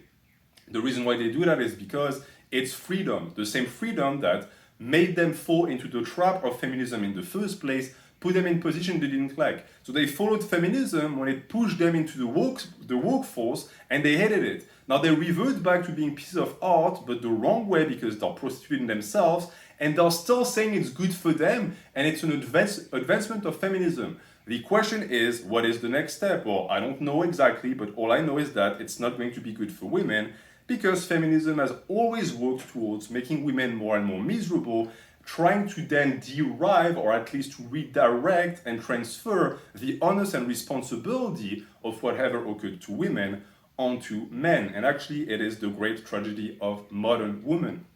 If you want a good allegory, I think that the figure of the feminine essence was always a blindfolded maiden who was guided through life by a knight who was holding her hand.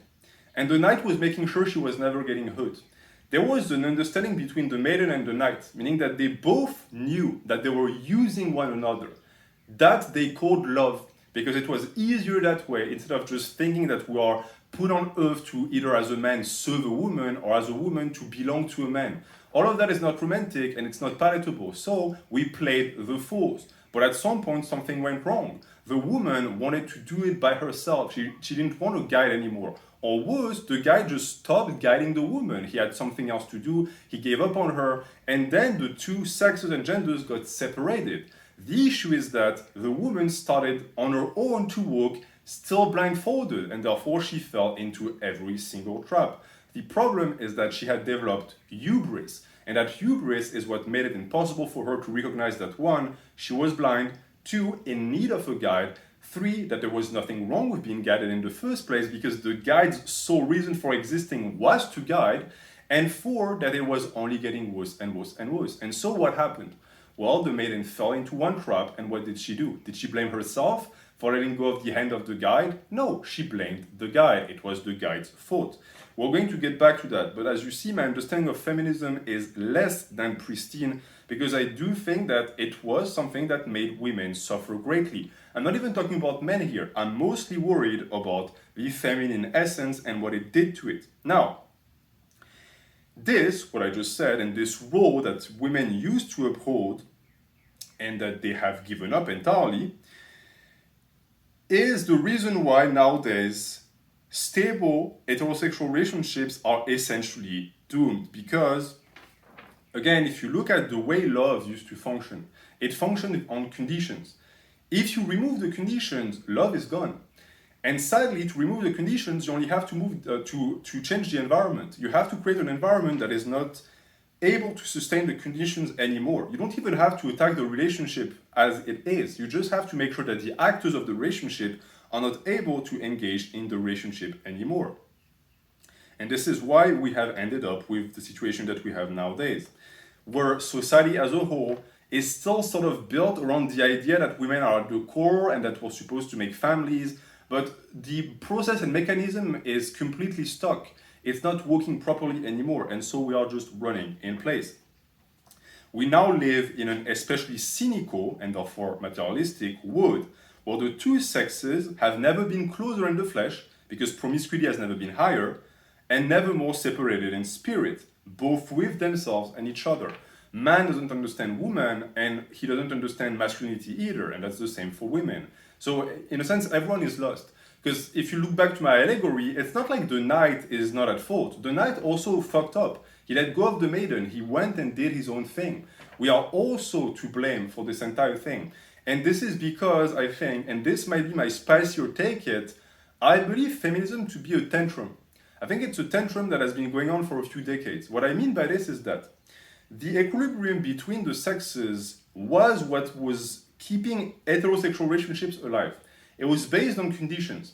At some point, for a reason or another, either because men stopped providing the conditions, they were not providers and protectors anymore, or because women were being duped into thinking they could get better if they severed the relationship, this entire balance went out of whack.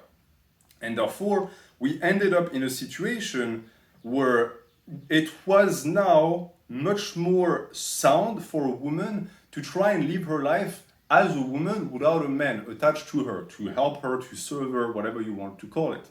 The problem is that in this situation, it didn't make women happy. And therefore, the revendications never stopped. Because if you look at what feminism was for, it was for equalities of rights. But that has been established and accomplished a long time ago. So nowadays, what do women do? Most of the time, what they try to accomplish with feminism is they fight petty battles that mean nothing, or they try to become men. So they start to revendicate, to obtain traits that men possess biologically because that's just the way it is. And of course, as I said, they only want the good thing, they never work for the responsibilities or the duties. I think that all of that is bogus and bullshit. I think that even if we were, society as a whole were, to give feminists everything they wanted, they would never stop. Because feminism is a train with no brakes. It's the maiden with a blindfold and she started to sprint. And she's just sprinting forward and there's no stopping her. The only thing that will stop her is if she collides with the knight and things go back in place and the knight grabs her hand and guides her once more. But this is not going to happen. And therefore, it just keeps on going and going and going. Why? Because women want resistance. And I think that at some point, men stopped providing resistance. Men let go of the hand. They stopped fighting. And women were left without their favorite pastime, but most importantly, what made them whole. Because it was their role to get men to do things, to push men forward. But if men just shrug their shoulders and go do something else, what happens? Well, women throw a tantrum. They try to recapture our attention. And I think that's feminism. I know that it's a fatigued cliche of hearing guys say, oh, feminists just need a good dick and I'll solve everything. I'm not saying that. I don't think they need a dick. I think they need a man. They need the masculine essence to make a comeback. And I know that, again, for men who are going to question themselves and say, well, Okay, so you're telling me that I have to make all of the efforts again. If you perceive to be slighted by feminism, I understand that you might not want to do it, but keep in mind one thing. The maiden is blindfolded, not the knight. And it is the reason why I think that what I've exposed so far in this video, a woman would be incapable of exposing, and any woman who actually listened to me to this point either thinks I'm a complete loon, or that I might be right on certain points, but I'm a little bit too edgy or radical, so it's not acceptable as a concept. The reason why, therefore, it is our responsibility as men to fix this shit is because we get to see clearly. And the proof of the matter is that there are still a ton of men that want to figure this shit out. Because you're watching this video right now. If you had given up on women entirely, you wouldn't be here. You'd actually shrug your shoulders and go do something else with your life.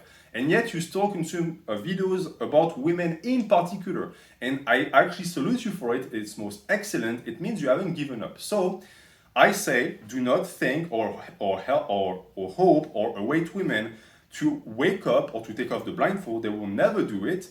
It is our job to fix the situation. Yes, it's not fair, but it's what has always happened. It has always been up to men to actually solve civilizational problems, because women are at the heart of civilizations, but they are not the ones that built it. They are the motivations in it. They are the motor, and men are the wheels. Right? You can hope that the motor is going to replace the wheels. So I hope this is something that is going to help you open your eyes and most importantly your heart, and not give up to the black pill, because I understand that from what I've told you, you might be black pilled at this point. This is important for the following passage that I'm going to continue developing, because now we're going to get into these relationships, why the entire thing went astray, and why we are going to have to bite the bullet, because this cynical and materialistic world that has separated the two genders has tempered pretty intensely with our ability to connect with women. If before the tempering of biological impulses had established an order that removed us away from our nature, so in the form of marriage, as I explained previously, like with the Christian morality, the era we have entered has done away with the structures, but is not 1 inch closer to our true instincts. What does it mean? Well, I've told you before the metaphor about the construction, the structure, love, lust, etc. Lust started as lust. It was transformed into love by morality and, in a sense, by societal standards. Nowadays, we hope we could go back to lust. We hope we could go back to a pre-moral age, but that's not possible. That's simply impossible. And the reason is because we are moral beings now, meaning that we live in an age that has prepared us to accept love as this construction that entails the idea that there is more than just conditions. There is more than just the biological.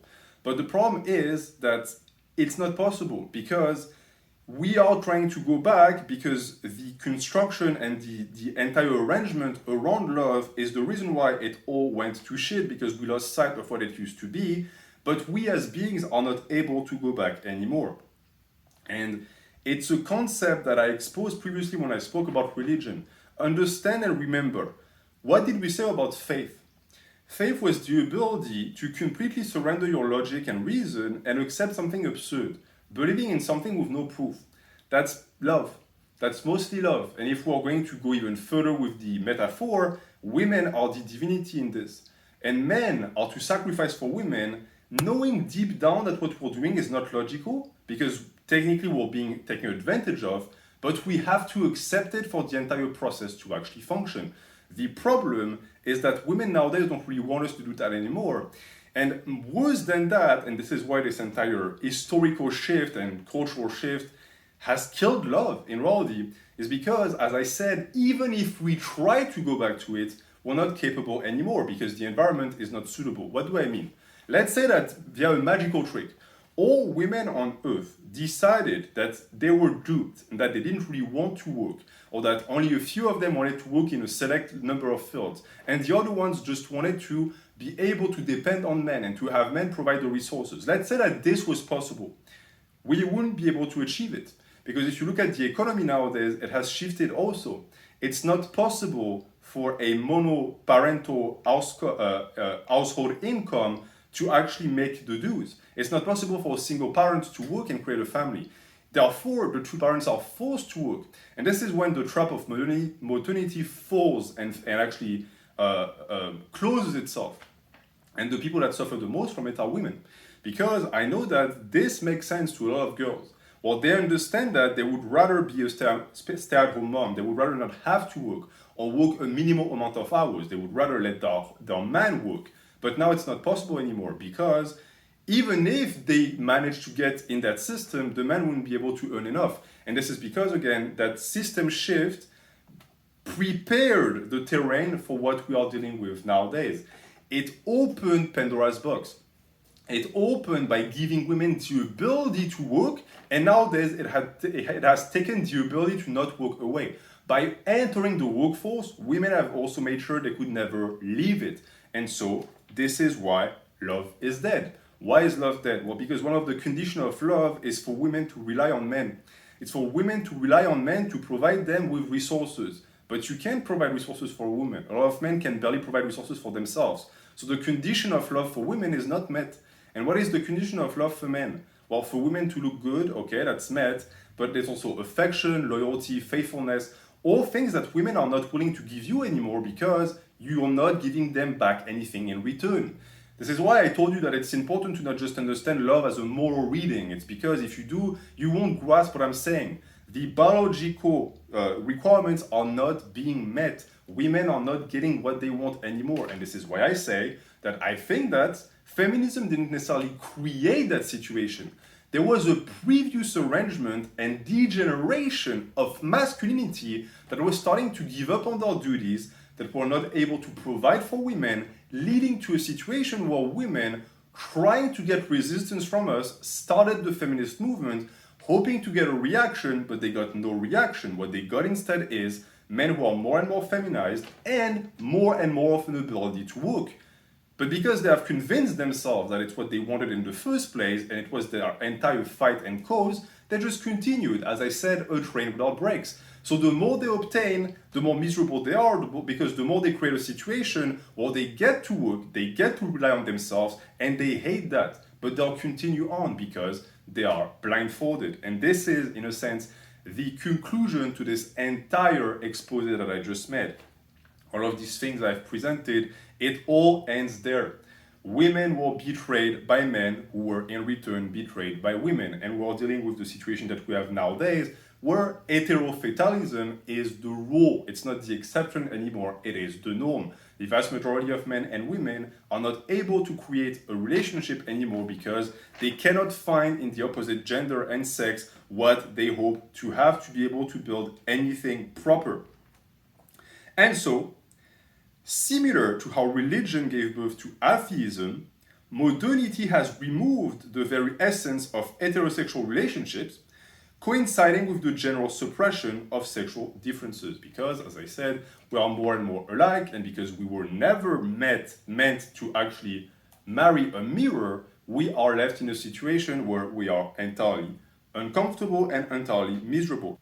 And now, to sum all of this up, I'm going to share with you a quotation, a citation that has been staying with me for the past 10 years.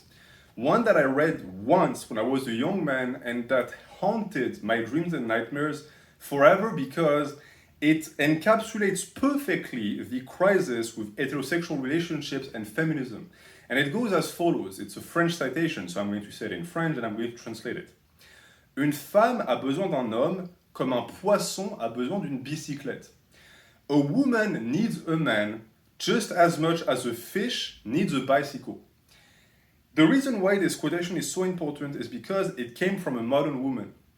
It came from someone that had all of the traits of a girl that had given up on men, not because she hated them or because she was born like a demon that has no love or no ability to appreciate men, but because she was disappointed.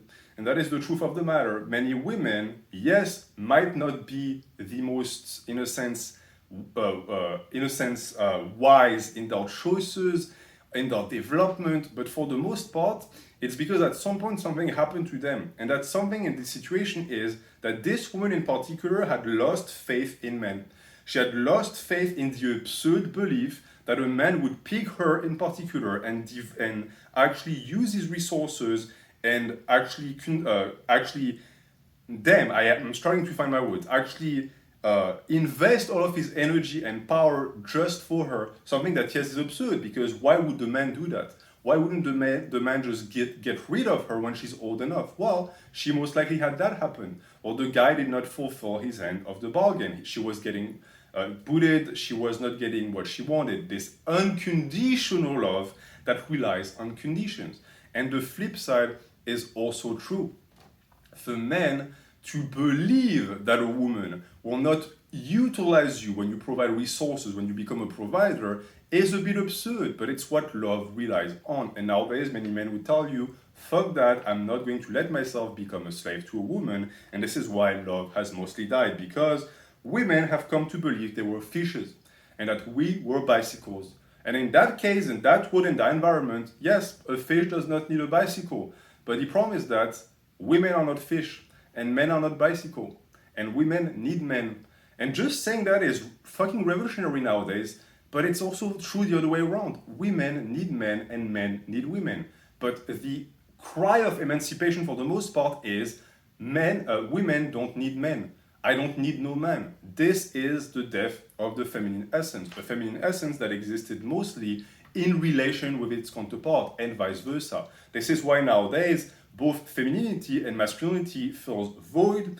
It relies mostly on materialistic tenets and external factors, and it has lost its way. It is because it has lost its half. The yin and the yang, the white and the dark, all of that is in nature, and all of that was also found in us. So remember that quotation. Remember that feeling, because this is where heterofatalism occurs. It's when both men and women think that there is nothing to gain in a relationship with the other gender, and this is what leads to the death of relationships. Now, what was once a mean to elevate us is now gone: love. In particular, Nietzsche says that love brings to light the noble and hidden qualities of a lover. It is thus liable to be deceptive as to his normal character. Again, that deception we're talking about, the fact that we had to put on the mask to seduce someone, we had to, in a sense, not necessarily lie to them, but play a role that was always needed. That role is not being played anymore because we think that the act is not worth it at all. Civilizations of appearances don't suffer any mysteries. That's what we're living in right now. And therefore ignore those that can't or won't pierce them, or that can't or won't be pierced at all. So what I expressed before, this game, this dissimulation, was not aligned with this aesthetic era, the era of pretenses, which paradoxically is also terrible at pretenses, because look at how easy it is to pierce it. This is what happened to us as well. No one wants to have that double understanding of love. No one wants to go back to this biological reading of love, then understand that the context around it and the civilization work around it was also important. And it's the reason why we can't get back to it anymore. If we could, we would, but we can't. Hence, men and women are now the same and can no longer love each other, as I already exposed. What we see nowadays are ersatz of love, only shameless attempts at getting from the other what we desire without plotting or secret. That is, if we don't just manage to obtain it by ourselves. So, what does it mean? Well, it means that we are still pretty much doing what we've always done. Right? You'll still find women that are going to get with men strictly for resources. You still have men that are going to get with women strictly for their looks. But the secret and mystery behind it is gone. Meaning that, paradoxically, these guys manage to go back to a purely biological reading of love, but they're going to remain there. They're never going to graduate from that, so they'll never know love. They'll know lust, or they'll know an understanding of love that relies entirely on conditions, and they'll never be able to elevate themselves, because even though the conditions are there and they are unquestionable, at some point they disappear.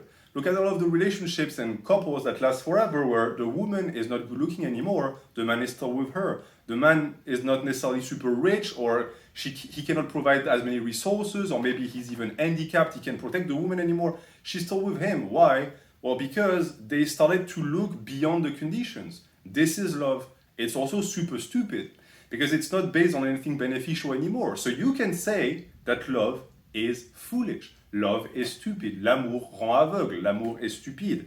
But it's a condition that exists beyond the condition for the formation of a family, because without that, there's no need to create something stable. Why would you do something stable, right? Why don't you just jump from partner to partner? This makes a ton more sense. For a woman, for example, why wouldn't she vampirize a ton of men at once? She would get so much more resources than if you just stick to one man. As a guy, same thing. Why not fuck a ton of women? That's what you want. It's sexual gratification and their bodies. So why stick with only one? It's a waste of time. Fuck a plethora of women.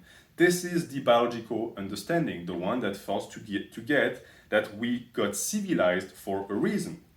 So it isn't too far-fetched to say that our modern society of progresses has actually regressed. And feminism is a good example also, because look at the lives of women now, compare it with the lives of women 30 years ago, and tell me, do you think it has gotten better? Beyond a few arrangements and a few things that apparently qualify as comfort, so comfort privileges, I think that as a whole, women are more and more miserable. I don't think it's going to get better. I think that they're going to continuously try to strive towards happiness, but because they're blindfolded, they're only going to continuously go down a hill that leads them towards misery. And the proof, and something that I want to point out, it's sort of a message to you if you're watching, especially if you are a man, the proof that we are not just the conditions and that love is not just the ability to fulfill biological needs is that nowadays this modern society fulfills these needs. Again, look at women who get all of the resources that they want. Look at men who have the ability to pay for prostitutes or who use porn. You have billions of women available to you with one click. You can jerk off to them 15 times a day if you want. So in a sense, if we think of beings, of human beings, as just creatures that are there to fulfill our biological urges, then we should all be super happy. This should be a utopia. Again, like we said previously, the genders and the sexes being the same should create a utopia of love. The ability to fulfill all our needs for men and women should be a utopia of happiness. And yet, we are miserable. The guy who jerks off 15 times a day who has a blow-up though is miserable. The woman who is just showered with attention all the time on social media, has all of the resources that she wants, is miserable. Why? It's because this thing, deep in our gut, the biological demon that wants us to get that thing, is, in my opinion, the start. And the continuation of that is the understanding that this is just the hook. As a guy, you're getting hooked because the woman is good looking, you want to fuck her. And she reels you in. She reels you in. And then you have a family, you create something bigger. And before you know it, you realize that this was the goal. At all points, this was the goal. The biological imperative was just the trick to get you in. Same for women. Why do women want resources? For themselves? To be capitalistic pigs and to consume again and again and again? No, it's to create a family. The more resources you have, the more of a safety net you can create for your children. But nowadays, do they do that? No, it's because we have entirely lost the plot. And this is a message to you as a man. You can also apply it if you are a woman. Nietzsche said that to every vigorous man, intimacy is a matter of shame and something precious. And I think that this can also apply to our relationships and to what we want most. Let us stop regarding each other and our conditions, our biological conditions, as an end all be all. Let us be a little bit more ashamed of these conditions, not expose them for everyone to see, like I'm starting to see on social media, and maybe this is going to solve the problem. The issue is that this is not a certainty at all, because if previous generations fell for the trap, what is to say that we are going to be able to actually climb out of it? For the vast majority of the population that have bought into heterofatalism, this is the situation that they're in. They have everything they've ever wanted. Technically on paper they should be super happy, but they're not happy and they'll never be able to be happy, because to be happy you would have to accept that what would make you happy is this antiquated and definition and understanding of love that can only be accepted and achieved if you understand that it was only through the biological impulse controlled that you would get it. So the average person is never going to get it. And therefore, the interdependence that motivated relationships is no longer there, as I already explained, but the feeling of emptiness that their disappearance caused remains. We evolved to love as an evolutionary tool. Only now that we can survive without it do we realize its importance and what is lost. This is my belief, and this is what I'm going to end the video on. I think that we have progressed further and we have evolved as a species only as biological creatures to be civilized at some point. All of that for the sake of being something greater, and that something greater was the marriage of men and women. But nowadays we have regressed, and the problem is that even though we have regressed as a civilization, the evolution is not gone. We didn't devolve on the DNA level. Our psychology is still the same. So you are a creature nowadays of instincts that could only fulfill its happiness and be able to make something of his life if you manage to surmount these instincts and see what is beyond. But we can't, and this is why, thanks to progress, we don't need each other anymore. Men and women don't need each other because we can get the same things, the same conditions met outside of relationships, and yet we are entirely unhappy. So I hope that this was informative, that it helped you understand women better if you're a man. I hope that it gave you hope, or at least that if it didn't give you hope, it gave an explanation for your despair. And I also believe, as the tempest and the storm goes crazy, which is great because it's going to extinguish the fires, that your appreciation for women has increased. And if we want to fight heterofatalism and we want to actually be able to recreate the nuclear family, this is going to be a very important part. As I said, you can't expect women to be able to do it, so it's going to be your job to do it, and to be able to get to that point, you need to understand your history, you need to understand what went wrong. Because if we are to restore the love we have for women, we have to know what love is, what the conditions are to be met, and not to fall in the trap that our predecessors have fallen into. Thank you for watching. Have a good night.